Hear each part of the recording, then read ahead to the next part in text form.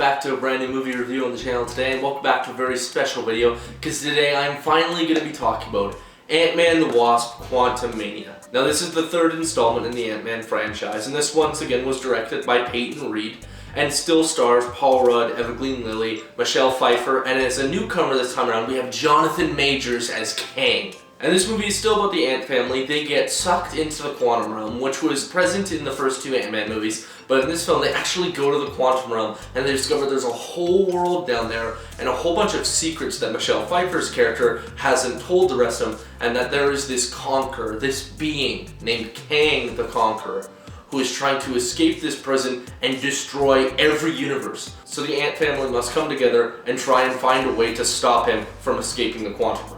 One thing you need to know about this movie, I was extremely excited for it. This was definitely one of my most anticipated of the year. I've reviewed every Ant-Man leading up to this movie.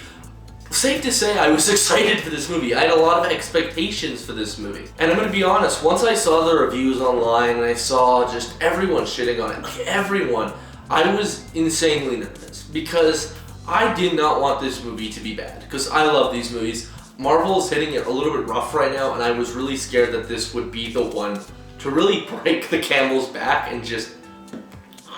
And I'm here to say, is Ant-Man the Wasp what the critics are saying as a failure? Is this movie disappointing? Is this movie worth the reviews that everyone is giving? Yes, absolutely. Which pains me to say, but it is true. This movie isn't very good. Not to say that this movie is complete trash, it definitely isn't. There are saving graces in this movie that I am going to be talking about, but for the most part, this movie is a really, really big disappointment. I'm still kind of flabbergasted. I saw it last night. I'm still flabbergasted I actually disliked it this much. And it pains me. Honestly, it pains me to make this, because now I'm going to have to talk about what I disliked about this movie. But before that, I do want to talk about some of the good things, because I don't think this movie is completely awful. I think everyone does a decent enough job in this movie. Paul Rudd is still good. It seems like it's weird because they're still good, but it seems like they're phoning it a little bit. I'm going to talk about that a little bit later. But everyone's still fine, you know? Like, everyone's fine. One thing I will say was amazing about the movie was Jonathan Majors as Kang. He's been set up ever since Loki as this being to be reckoned with, and my god, he is so awesome in this movie. I absolutely loved Kang throughout the entirety of this movie. He's menacing, he's got charisma, he's a super cool villain. Like, his technology is just so cool to look at, honestly. It was fantastic. He was amazing in this movie, and I'm so happy that he was given actual screen time this time around, and he was actually just let loose and just let him shine, because he is definitely the best part of this movie, and he's super good. Another thing in this movie I really enjoy is the world building. The quantum realm has kind of always been a thing that's a mystery. We've went there a couple times, you know, we've experimented with it, but we've never actually went in and met its inhabitants. We haven't seen like the whole world they've built in there, and it was pretty cool. CGI heavy, yes, 100%. We're gonna talk about that later, but it wasn't bad. Like, it wasn't awful. I enjoyed what they set up. I liked all the inhabitants of the quantum realm. It very much felt like Star Wars in a way, where all these things were guys were just different, and they had really cool designs. I really dug a couple of the designs. Zeb was funny. He was just a goop man. And going back to what I said a little bit earlier, Star Wars. This movie has a lot of Star Wars inspiration, I feel. Like, it has a very similar tone, very close to the first act of the movie, where that's honestly what you feel like. You feel like you're watching a Star Wars movie, which is a pretty good thing, honestly. I had a lot of fun with those, and that is definitely when the movie was at its best. And I'm going to say too, some of the CGI is pretty good in this movie. There's a lot of really cool backgrounds, and there are good moments of CGI. This movie isn't completely just terrible CGI. Like, we're going to talk about those moments, but it's not. It really isn't. It wasn't as bad as I thought it would be from the trailer, and I really enjoyed it. All these grand landscapes, and this fight going on with Kang and all those little soldiers and stuff, I really enjoyed. I liked the look of Kang's soldiers. I know that's a big thing that people are complaining about.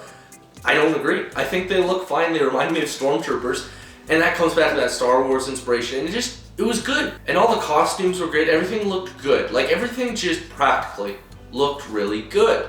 But where this movie fell off was literally everything else. Plot, CGI for the most part, comedy, everything. Everything is just off. It's definitely not the worst MCU film I've ever seen, but It's up there. It's definitely up there, and that pains me even more to say. Can we just get the elephant out of the room really quick? Let's just talk about, this isn't a spoiler. If you've seen the trailer, you know. Like, you just know. I know there's people who probably haven't seen the trailer yet, so I'm gonna give you guys a heads up, and you know who you are. I'm making this specifically for one person. You know who you are. But if you haven't clicked away already, I assume you don't care. And I'm just gonna say it. Modoc is in this movie. We've all known that Modoc was in this movie, and I had a shred of hope that he wouldn't be awful. You know? Because, like, you look at him, and you go, this could go either two ways. He could either be a good character, or he's gonna be completely off-putting and uncanny, and he's gonna suck you out of the movie. And that is exactly what he did. I hate to kick the CGI artists when they're down. I understand what they have to go through to make these characters, and just to animate them in general, but oh my god, Modoc was awful in this movie. I had to sit back and process it when I saw it for the first time. Like, his actual design of what they went with. It's horrendous. Like, it's absolutely awful. It's terrible. I hated Modoc so much in this movie. Every time he came on screen, I laughed. In my theater, when he got introduced for the first time, everyone laughed. I'm not joking. Everyone laughed. That is not a good way to start with your character, and especially a villain. And I do understand Modoc is supposed to be a very comical, very goofy villain. Like, he's a guy in a chair. Like, he's a head in a chair. Obviously, he's gonna be goofy, but they took it to the next level, and the CGI did not help. It was terrible. Oh my god. I'm gonna be having flashbacks. I'm gonna see him as my sleep paralysis demon from now on.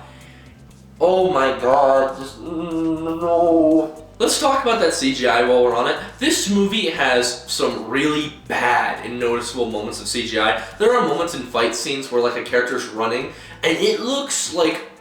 I don't even know how I'm supposed to describe it. It looks like the fakest shit I've ever seen. Like, I literally, like, kind of leaned over to my friend and went, oh, that's rough. Like, it's that bad. Like, there's a moment where Michelle Pfeiffer, she's touching, like, this creature, and it doesn't actually look like she's touching it at all. It's like her hand is hovering over it.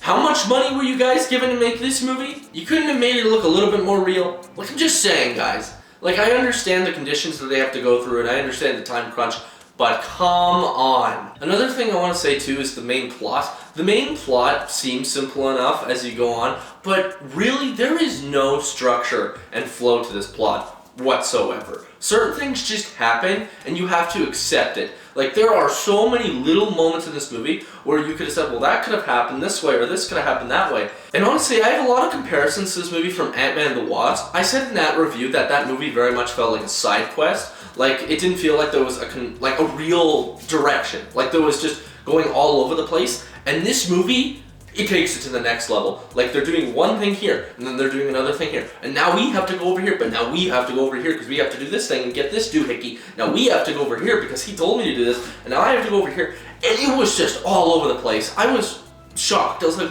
what is happening? Because this just feels awful. And it's not fun to watch. It's just a headache. Because you have to keep track of everything that's going on, and then all these little things that are happening too. And it's overwhelming. It's awful. It's overwhelmingly awful. I also alluded to this a little bit. There are certain plot doohickeys, or like MacGuffins, I guess you could say. There are so many of them in this movie. And if you don't know what that means, it's basically an object that propels the plot forward. There's like 3 of them in this movie. It is ridiculous. Like, there are so many parts in this movie where they expect you to believe something. And it's like, are you serious? Like, where was that 10 minutes ago? And I also want to talk about Kang. Kang is awesome in this movie. Jonathan Majors, there's no debate. He's not a negative about this movie at all. But how they treat Kang closer to the end of this movie made me so mad. Unfortunately, the comedy this time around wasn't as funny as the other Ant-Man movies too. There are a couple moments where I did get a good chuckle. I won't lie. It's not completely unfunny. It's not completely void of any kind of charm, you know? Like, there is some moments where there is good comedy, and there are good moments, but for the most part, the comedy is really bad this time around. As much as I hate to admit it, it's very much that standard Marvel archetype where they're all very quippy, and also the dialogue for some reason this time around is way choppier than it usually is.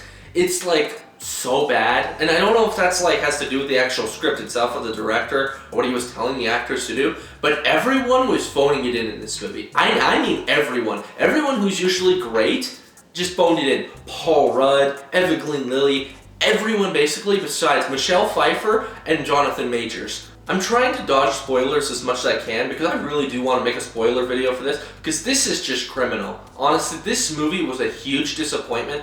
I am shocked how much I disliked it. There are good parts about this movie and they are there. Like there is that Marvel charm there. I won't lie, I didn't find it boring like some people are saying. I didn't find it boring.